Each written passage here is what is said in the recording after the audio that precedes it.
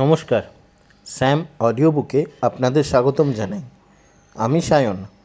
আমাদের আজকের গল্প সংগ্রামের শেষ প্রান্তে, একটি স্যাড স্টোরি। গল্পটি লিখেছি আমি সায়ন। গল্প পাঠে এবং বিভিন্ন চরিত্রে আমি সায়ন। তাহলে শুরু হচ্ছে আমাদের আজকের গল্প সংগ্রামের শেষ প্রান্তে। পশ্চিমবঙ্গের এক ছোট্ট গ্রামে জন্মেছিল এক সাধারণ ছেলে। তার নাম ছিল অনিন্দ্য।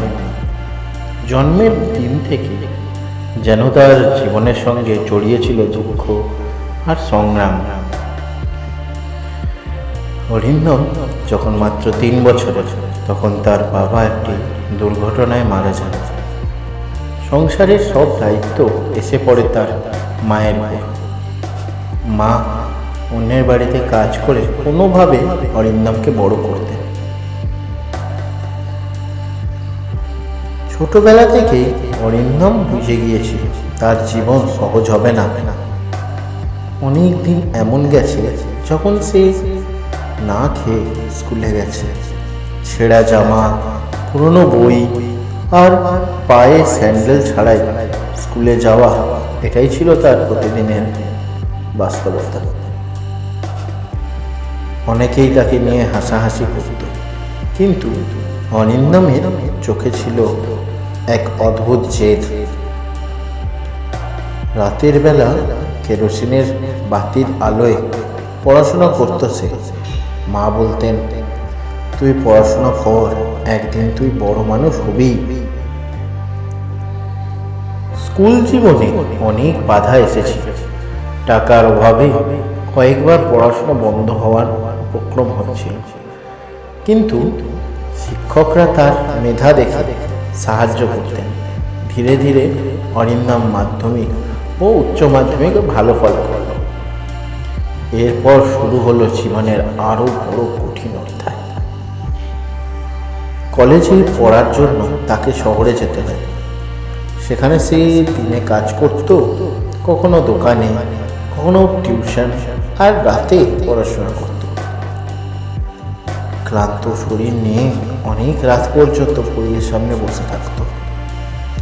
বছরের পর বছর কঠোর পরিশ্রমের পর অবশেষে অরিন্দম তার স্বপ্নের কাছাকাছি পৌঁছল। সে একটি বড় সরকারি পরীক্ষায় পাস করে এবং একজন সম্মানিত অফিসার হিসেবে চাকরি পেল। যেদিন সে নিয়োগপত্র হাতে পেল, সেদিন তার মায়ের চোখে ছিল আনন্দের অশ্রু। পুরো গ্রাম গর্বে ভরে উঠেছিল। সবাই বলেছিল, অরিন্দম প্রমাণ করেছে দারিদ্রতা স্বপ্নকে থামতে দেয় না। অরিন্দম প্রমাণ করেছিল। যেদিন সে নিয়োগপত্র হাতে পেল, সেদিন তার মায়ের চোখে ছিল আনন্দের অশ্রু। পুরো গ্রাম গর্বে ভরে উঠেছিল।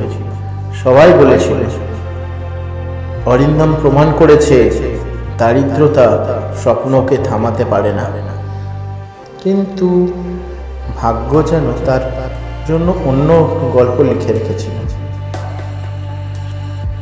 চাকরিতে যোগ দেওয়ার মাত্র কয়েক মাস পর হঠাৎ একদিন অফিসে কাজ করার সময় অরিন্দম অসুস্থ হয়ে পড়ে। তাকে দ্রুত হাসপাতালে নিয়ে যাওয়া হয়। ডাক্তাররা জানালেন তার হৃদযন্ত্র গুরুতরভাবে সমস্যায় পড়েছে। কয়েক ঘন্টার লড়াইয়ের পর অরিন্দম চিরতরে চোখ বন্ধ করে দিল। যে মানুষটি জন্ম থেকে লড়াই করে নিজের স্বপ্নের শিখরে পৌঁছেছিল, সে সেই শিখরে দাঁড়িয়েই পৃথিবীকে বিদায় জানাল। অরিন্দমের জীবন ছোট ছিল, কিন্তু তার গল্প অসীম বড়।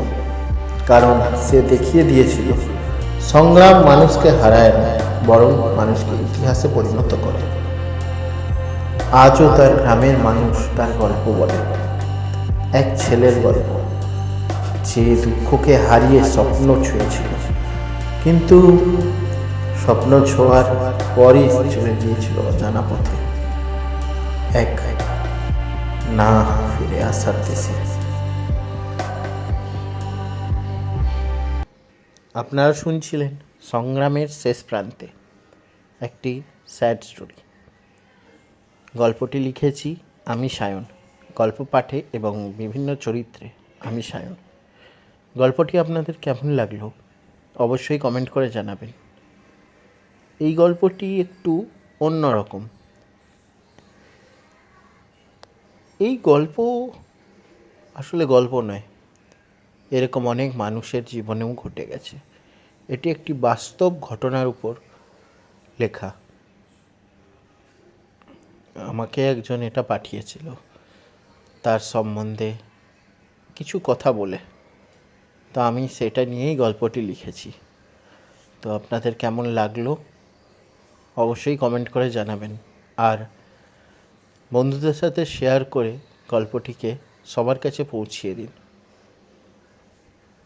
তাহলে আজকে এখানেই শেষ করছি, আবার দেখা হবে আগামী সপ্তাহে একটি নতুন গল্প নিয়ে।